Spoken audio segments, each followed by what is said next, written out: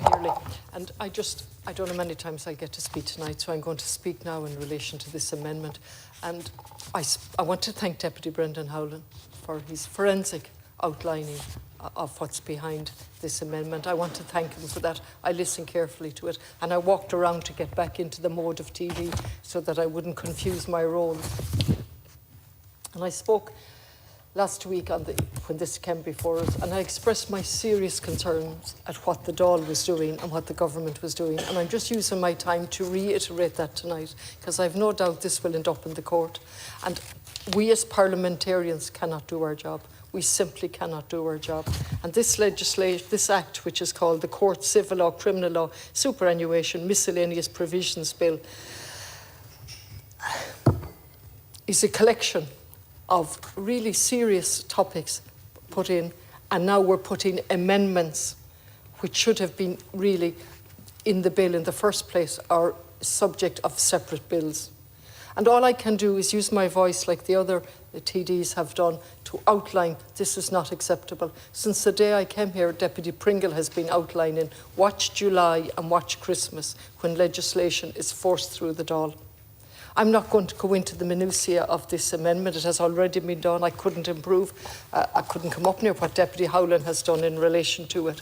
So I'm going to use my time again to say the Irish Council for Civil Liberties, who we rely on, like we rely on the library, the Digest, when we rely on the Irish Human Rights and Equality Commission, because we couldn't possibly keep up to date with all that comes before us, but we do take the time to try and read. And so the Irish Council for Civil Liberties became aware from the letter or the press release from the Commission, the Human Rights and Equality Commission. Imagine one body so important as the Irish Council for Civil Liberties becoming aware of this amendment in that manner. It's seriously, seriously deficient in every way.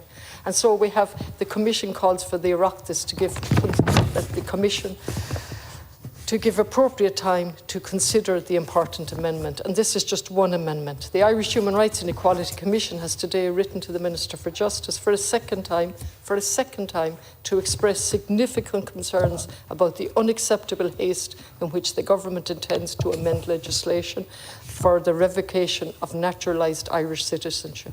And indeed, as Deputy Howlin has said, and I rarely quoted Deputy Howlin so often, but I have no hesitation in quoting him, that we are creating a two-tier system for citizenships. We have done that as well with refugees, haven't we? And we haven't learned from that. We created a two-tier system in relation to those fleeing from the Ukraine and those fleeing from other countries. And we've got into an awful mess in relation to that. And here we're actually embedding this in legislation. And the Commission go on to say this places a severe time limit on the time available for appropriate pre-legislative scrutiny, absolutely non-existent. For the record, no pre-legislative scrutiny of the proposed amending legislation to ensure that constitutionally compliant safeguards are built into it.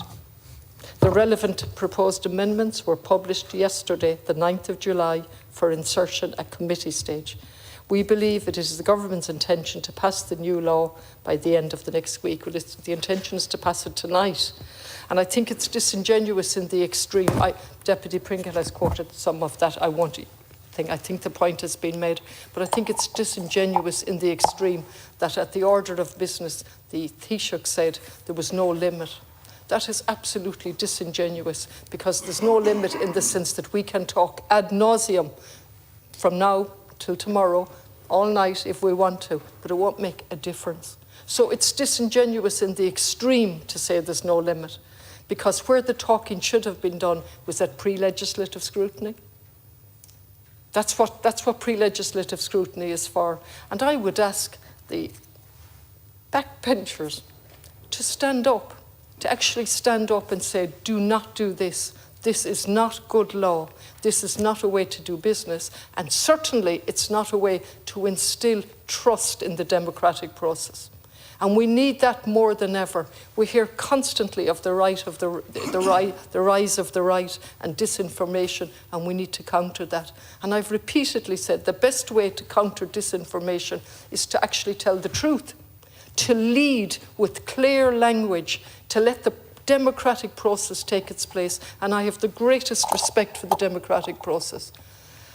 I have absolutely disgust for the manner in which this has been pushed through, with the most serious consequences, not only for those whose citizenship will be revoked in a two-tier manner, open-ended, without procedural safeguards, as has been pointed out by the Irish Human Rights and Equality Commission, but also that this is becoming a pattern over and over.